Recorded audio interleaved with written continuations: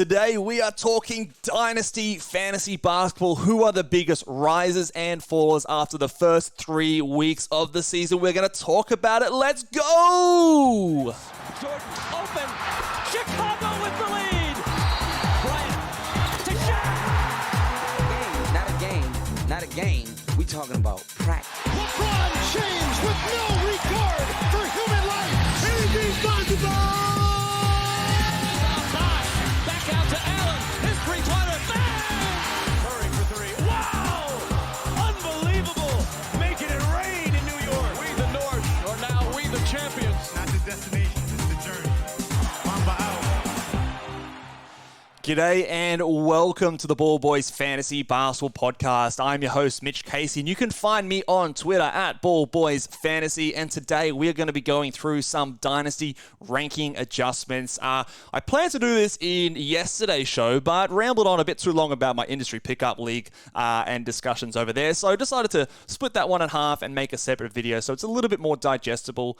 So releasing this a day later than I had planned, but in Dynasty, it's not as time dependent, I guess. So another day later, that's all right. If you haven't already, go over and check out ballboysnba.com to get my Dynasty rankings. If you are a Platinum subscriber, you can go and check those ones out.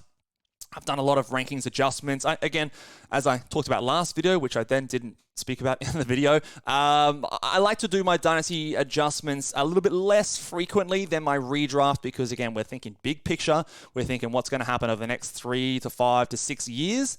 So I don't want to be as reactionary, but there is obviously a lot of information that comes, especially at the start of the season, which, players may be ahead of schedule, behind schedule, the breakouts. Sometimes it is obvious to see, okay, this just isn't going to be happening this year.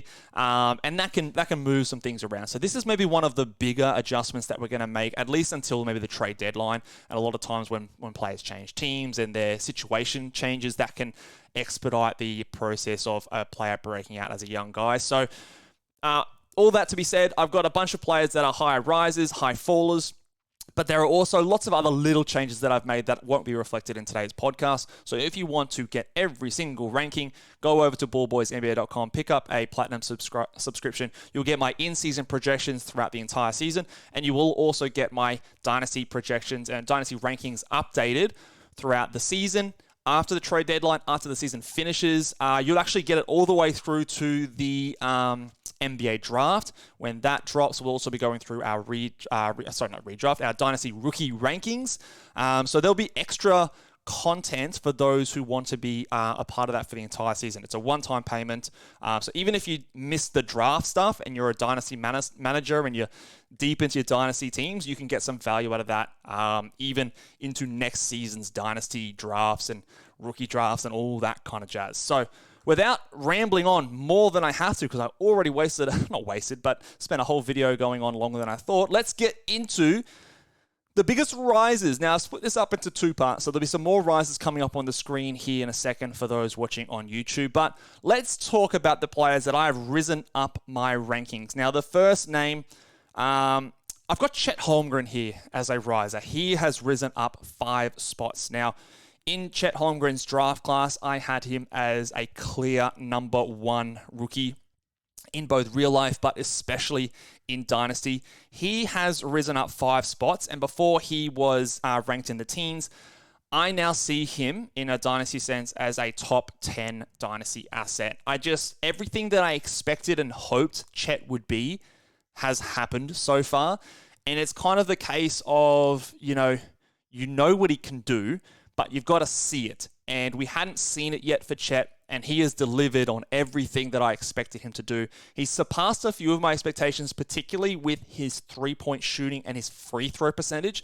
It is early, and percentages have a long time to average out, but his free throw percentage is better than what I thought. He's scoring more, and he's hitting a higher volume than threes than I particularly expected. His rim protection is just as elite as I thought, and he just looks like an absolute monster. So he's actually moved up ahead of, and again, I'll do this for most of the players, but he's ahead of players like Trae Young, Cade Cunningham, Giannis, Jaren Jackson Jr. I've got Chet ahead of them, just because obviously he's young. He's 21 years old, and he just looks like the kind of player, and I've tweeted this out, he looks like the kind of player that I believe to be the future of the NBA.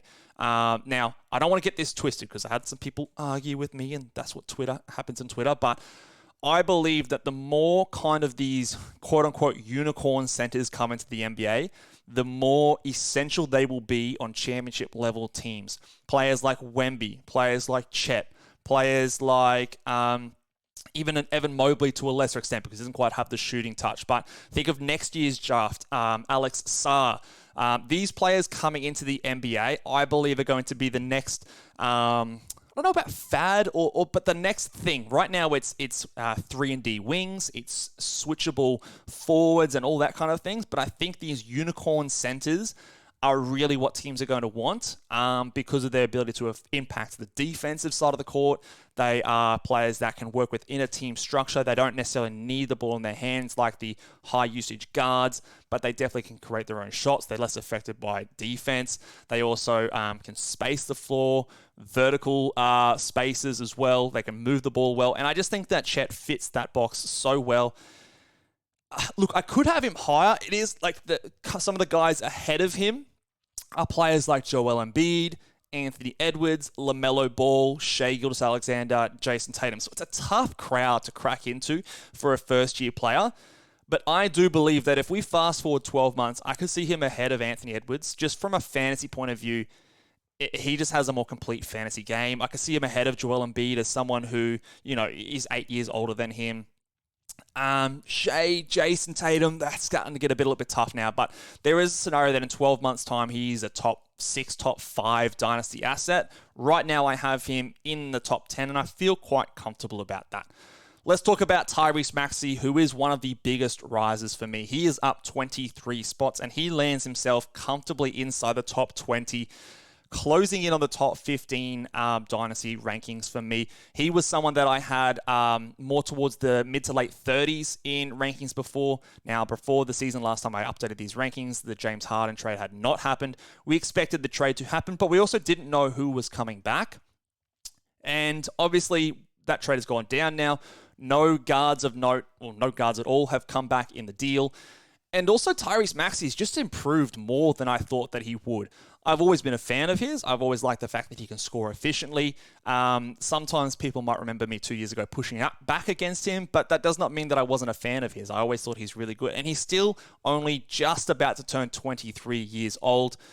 And he has improved this season. He's improved his assist making. His assists have risen with his turnovers basically staying the same. He's also doing a lot better on the defensive stats side of the court. Now, I do believe that is a lot of small sample size, but he's already blocked more shots this season than he did last season. And again, you're not drafting Maxey for blocks, but just in terms of his overall value, you go from 0.2 blocks to 0.4.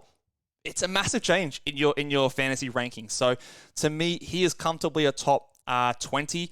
Again, I'll read some names that are around him. I've got him ahead of a Darius Garland. I've got him ahead of a Devin Booker, which, I don't know, you might disagree with that, but he's, 4 years younger than Devin Booker, and you could say that they're quite similar. Maybe in this iteration of the Suns, Devin Booker's assists might be a little bit higher, but his turnovers might also be equally higher. So I do think that I've just favored Tyrese Maxey ahead of a Devin Booker because he's 4 years younger. I see them actually quite similarly. I've got him ahead of a Donovan Mitchell. He's just behind, again, completely different players, but he's just behind an Evan Mobley and Jaren Jackson Jr.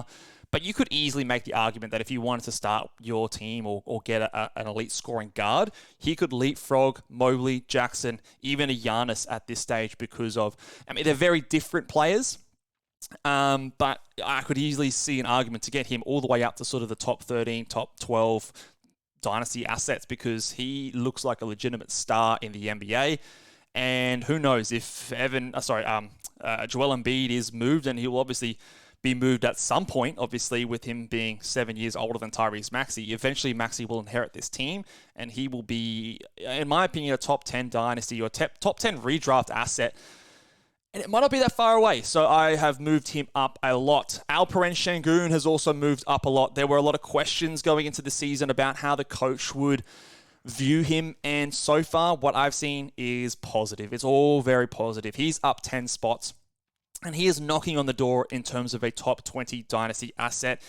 I just think that we are going to see the higher end outcome for Alperen Şengün. He is still only 21 years old. Again, interesting players that are around him. I've got him one spot higher than Domantas Sabonis, and he obviously gets compared to Sabonis a lot. I think that he could even this season outpace Sabonis. I believe he's a better player. I do. I think Sabonis is a good fantasy player. He gets a lot of assists, but the type of passing that Şengün demonstrates, in my opinion, has already surpassed a player like Sabonis. Sabonis gets a lot of good. They run a lot through him, but in my opinion, his passing is much more simple. It's handoffs, it's simple reads. He makes the right decisions, great decision maker. But I think Şengün has that better ability to pass players open, if that makes sense. Now, what I would still want to see with Şengün is that increased ability to space the floor, shoot threes, even just at like a semi-respectable level. We haven't quite seen that yet. But the ability for him to stay out on the court with the Rockets' defense looking a lot better on the perimeter was something that I hoped would enable him to get those heavy minutes that he needs. And so far, that has happened. And as someone who's been a big Şengün believer since his draft year, I believe we're going to be seeing the higher end outcome for his outlook this season. And I think we're going to see that for a few seasons. It's going to be hard for me for Şengün to get much higher than this, though, because you got really elite players above him. Scotty Barnes, Donovan Mitchell, Devin Booker, Darius Garland, Tyrese Maxey, we talked about before, Evan Mobley. All these players are ahead of him. And I don't know how much higher he can push than this, but I do believe 21 years old, he probably is a top 40 player this season with the potential to be a top 30 player. I just think that we are... I'm still not ruling out, I don't think he'll get there, but, we can't rule out a Jokic level, maybe slightly condensed, because Jokic is a Hall of Famer and just, fantasy beast, but a slightly toned down version of a Jokic type game for him, and he has ascended. Scotty Barnes, who I mentioned, he is actually one place higher than Alperen Şengün. He is up 18 spots to me. Just the improved ability to play at a high usage level. His defensive stats have really, not surprised me, but they've definitely taken a step forward where they hadn't done in the past. We always kind of, going back to his draft year, that was his big thing, is the defensive stats. Wow, these defensive stats, like the Draymond Green comparisons with maybe some more usage, was always the thing with Scotty Barnes, but they hadn't quite translated until now. And if that can continue, I've got him right on the bubble of a top 20 Dynasty asset, which he kind of was after his rookie year, but then he took a step back because obviously we were a little disappointed. Now, maybe that was a mistake in a lot of Dynasty or my particular ranking system. Maybe I should have had him up a bit higher, and I'll put my hand up to that. But he's back up to that top 20 zone.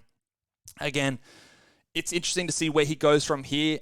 He's kind of that player where I have a little bit of trouble projecting how he improves. Maybe it's the three-point shot.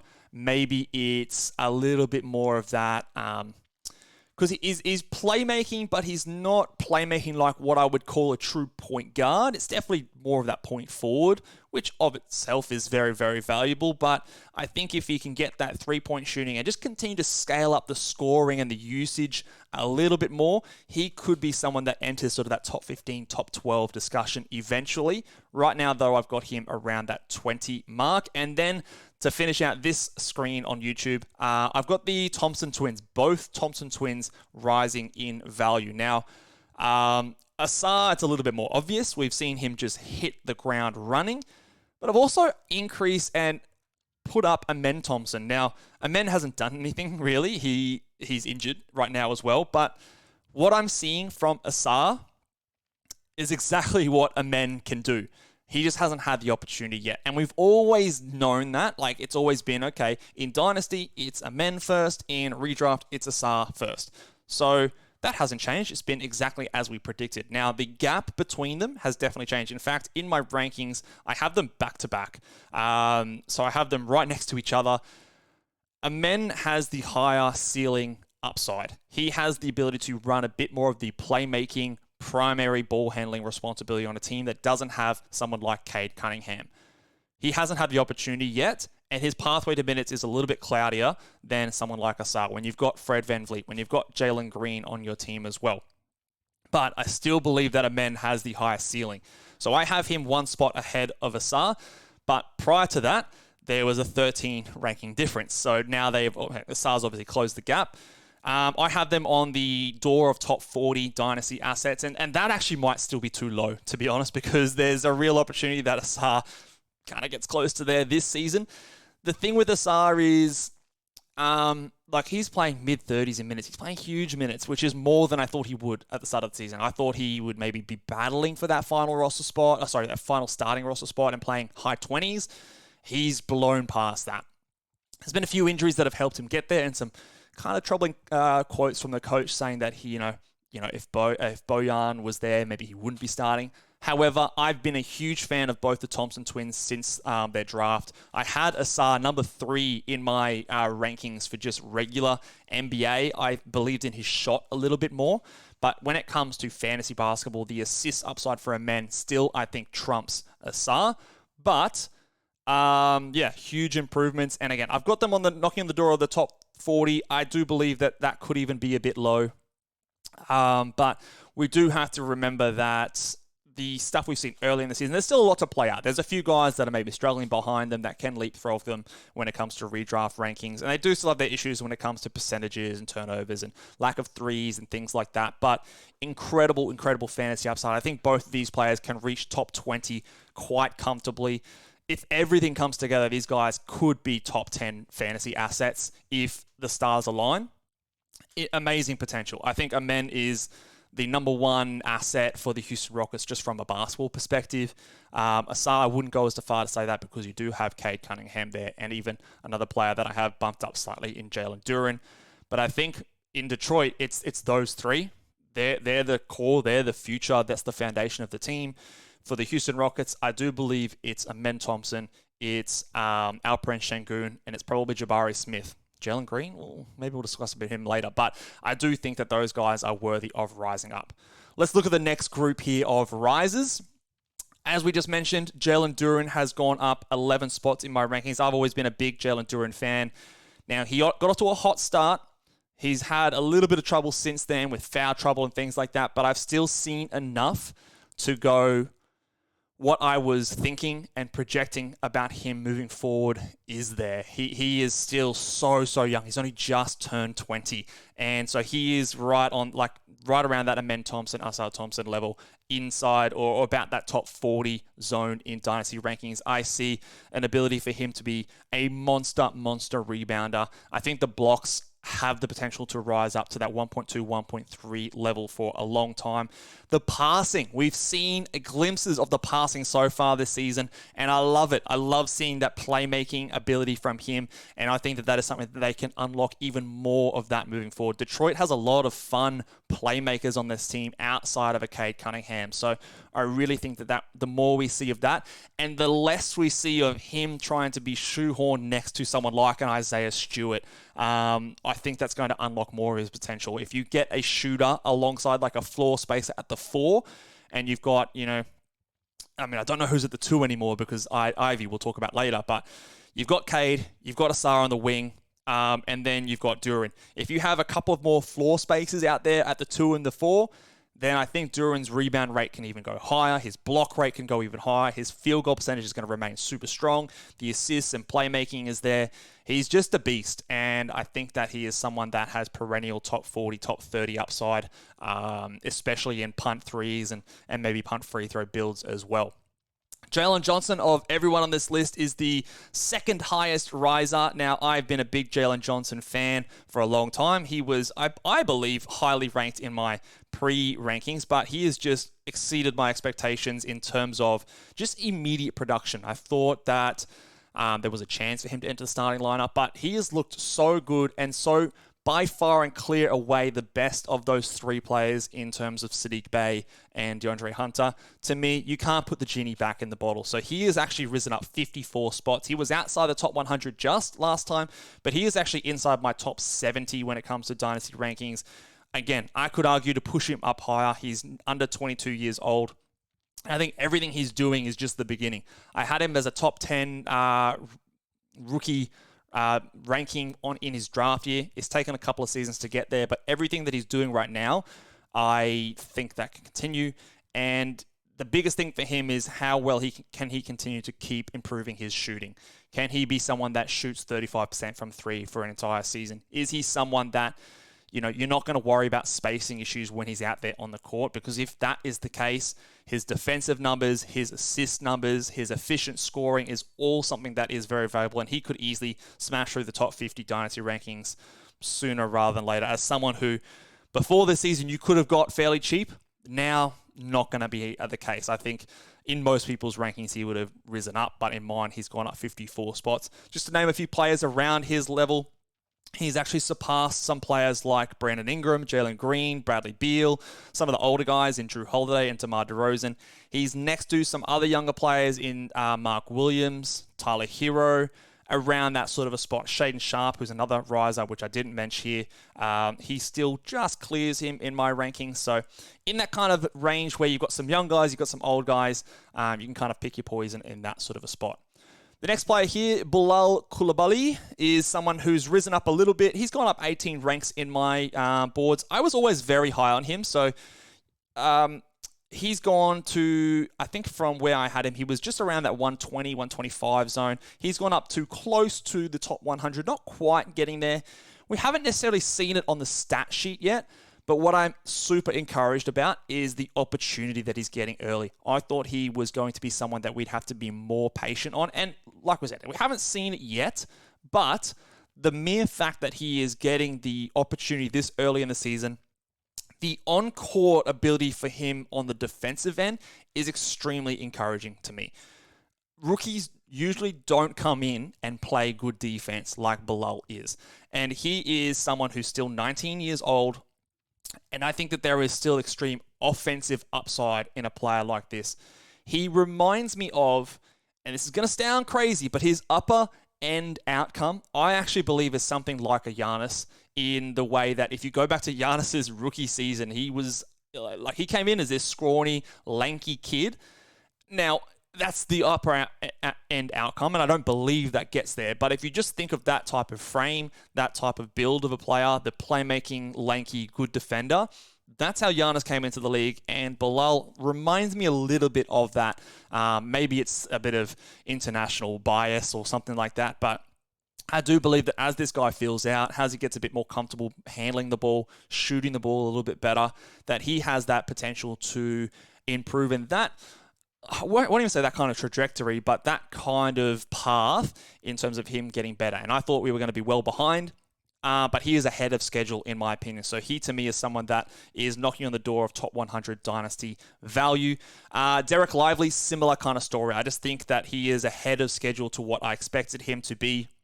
He already is clearly, in my opinion, the best center option for the Dallas Mavericks. Now, he's had his ups and downs, but the framework is there. The blocks, the high field goal percentage, the rebounding. And he just looks comfortable at that. He kind of knows his role.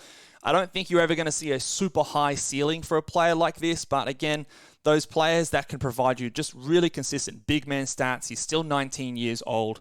And when you're playing alongside guys like Luka Doncic, who's going to be able to find you when you're in the right spots, I think that's a very, very positive sign. And I think that in this team, he's going to have that role pretty secure for a number of years. Again, I don't think he's got the upside to really smash into the top 40 like a Jalen Duren, like those other guys that just have other skill sets in terms of their playmaking and just elite, maybe offensive game potential. I don't think Lively has that, but kind of like Walker Kessler did last year, but maybe to a lesser extent. His block rate isn't as strong. He just fits that classic big man stat to the T, and again, just ahead of schedule. The final guy here that's up 75 spots, the highest jump out of all of my rankings, is Cam Thomas. Now, he is someone that I have historically been quite down on. So he is up 75 spots. He was actually close to the 170th ranked player on my Dynasty rankings, which looking back obviously was too low, but he has jumped inside my top 100 Dynasty rankings. Now, you still might think that that is too low for a player like Cam Thomas, and I am open to being wrong here. Some people would have him sort of top 60, top 50. Obviously, he's got off to an absolute heater. The risk here in overreacting to a player like this is the small sample size. There's been injuries on the squad. They've been doing okay, but they haven't been absolutely tearing teams apart. The fact still remains that Cam Thomas is a guy who can score. He gets to the free throw line a lot. He hits some threes. He's not an elite three-point shooter, but that's about it. He lacks still in the rebounds, assists, steals, blocks department. He won't ever develop that, I don't think. But the scoring ability is undeniable. Whether or not that ability is good enough to make it something that teams are willing to live with his other deficiencies is yet to be seen over a longer sample size, but I'm at least now a lot more willing to hear that argument than I was before. So again, I've moved him ahead of other scoring young players, such as he's ahead of a Benedict Mathurin for me. He's ahead of like an Austin Reeves, some other young players like Emmanuel Quickly, I've moved him ahead of. I've even got him ahead of someone like a Keegan Murray just because of that sheer scoring upside. And if he is someone that can score 25 points per game over the next sort of 6 to 7 years, then that is extremely valuable. I'm more willing to listen to that conversation now than I was previously because at least so far he's had more often than not an ability to do that efficiently, which I think he hadn't really shown before other than just getting extremely hot. I think I spoke about this on one of the recap shows, but there was a game where he shot poorly but still played a high level of minutes, and he's still in the second half after starting, I think it was 1 for 10 or something like that. He still got his usage in the second half, which to me is very encouraging that the team is at least willing to live with the nights that he's not on and they're not pulling him out of the lineups as soon as he has a poor game. They're willing to ride the ups and downs with him and let him work through it, which to me is more encouraging than the nights that he's going off and scoring when he's just shooting the absolute lights out of the ball. So to me, I have moved him up more than any other player in my Dynasty rankings. I'll give you the ranking. He's at 96 right now. Some of you might think that's too low, and I'm willing to be wrong on that, but I just, again, small sample size. I try not to be I don't want to pull the trigger too quickly, but again, in saying that, I've moved him up 75 spots. I know, obviously, I was probably too low on him before. Let's talk about some guys who have fallen. Now, one of my favorite players in the NBA I have moved down, and that is Josh Giddey. He has moved down 14 spots, and the start to the season from him has been concerning, more concerning than I thought it would have been. I expected a hit to his rebounds, but we've also seen a bit of a hit to his minutes and his usage with someone like Jalen Williams taking another step forward. Sometimes they're even favoring someone like a Kayson Wallace over him, or Kayson Wallace. I don't know if I'm pronouncing that properly, but that is a little bit concerning. Now, I still think that he's right around the top 50 for me. I still think that he is someone that his unique stat set is extremely valuable. The solid rebounds, the good field goal percentage, and again, he's shooting poorly right now, but I do think that corrects itself. The great assist numbers are still valuable. His lack in defensive stats can sometimes affect his ranking a lot more than I think it actually impacts what I would typically view his value as, because he is still one of the best playmakers in the NBA. That hasn't gone anywhere, and he is also still only 21 years old. So there's still a lot of room for improvement here, but the jump shot really hasn't come along. The ability, he's getting to the free throw line a little bit more and shooting a slightly better percentage, which is a little bit encouraging.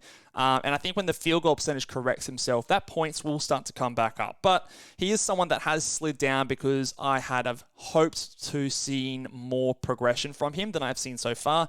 And also the progression from others in his team has elevated more than I expected, and that's come at the cost of a Josh Giddey. So he's down a little bit here, as is the next guy here who, I'm willing to admit that I've been pretty wrong so far on Jordan Poole. Now, I had him higher in redraft leagues than I did in Dynasty leagues, even though he's only 24 years old, because I thought that this season of all season, he was going to have the keys, he was going to have the green light. But even in this season where he has everything is there for him to succeed, I know it's early, but it hasn't looked like that's come off. So he is someone who's dropped down actually 30 spots in my rankings. I still think he's a solid player. I am not the kind of person here that is going to say that Jordan Poole is trash, which a lot of people do believe.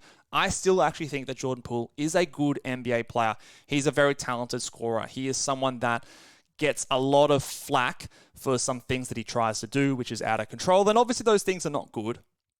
But in a team where he was on a Golden State Warriors team, when he was the sixth man off the bench, averaging 30 minutes, he averaged 20 points, hit nearly 3 threes, got 4 or 5 assists, and got to the free throw line a lot. So he has the ability to, even in a role not optimized for him, still be a very valuable fantasy player.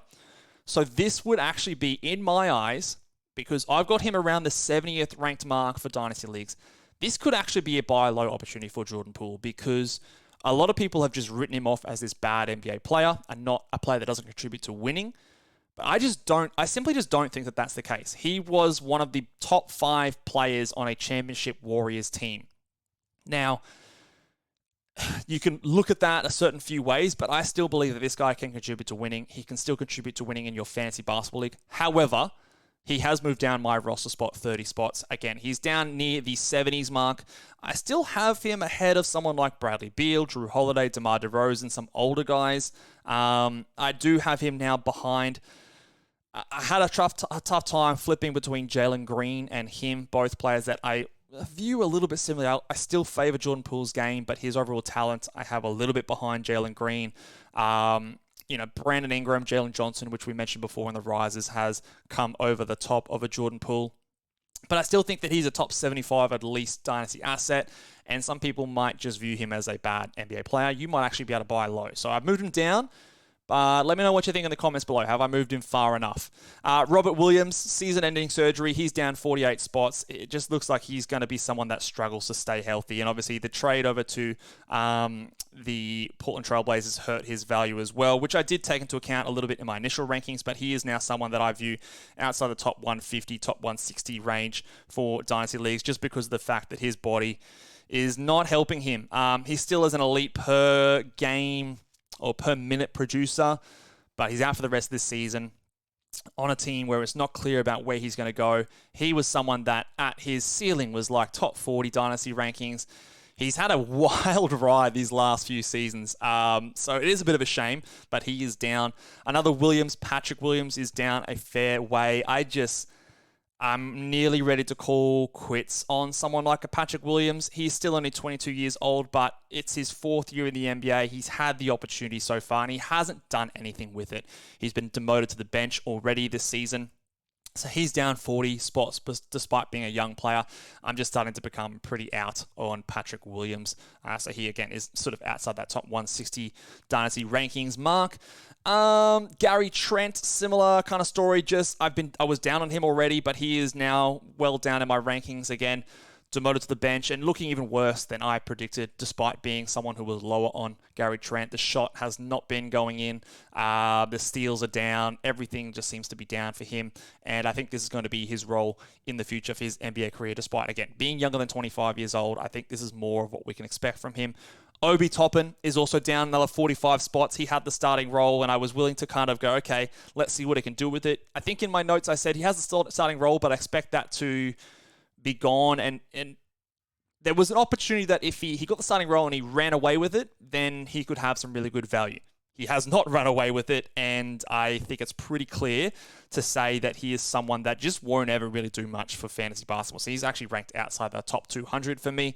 And a similar story for Javon Carter. When I made these rankings the first time, there was a chance that he was sort of the starting guard, maybe 6 men off the bench, and he just hasn't done that. So he is well down 31 spots. I never really expected him to see that as a long-term thing, but if he can't do it now, he is someone, again, outside the top 200, top 220 for me. So he is just someone that has fallen down my rankings. Those are the biggest movers. But again, there's lots of other players that have shuffled around just with other players moving ahead of them. So lots of other changes. I've just tried to highlight the guys that have moved the most, or at least are the most interesting to discuss moving forward. But let me know down in the comment section below, are there anyone that in your eyes has changed the most since the start of the season in terms of their value? What do you guys think about the top of the draft? How high would you take Wemby?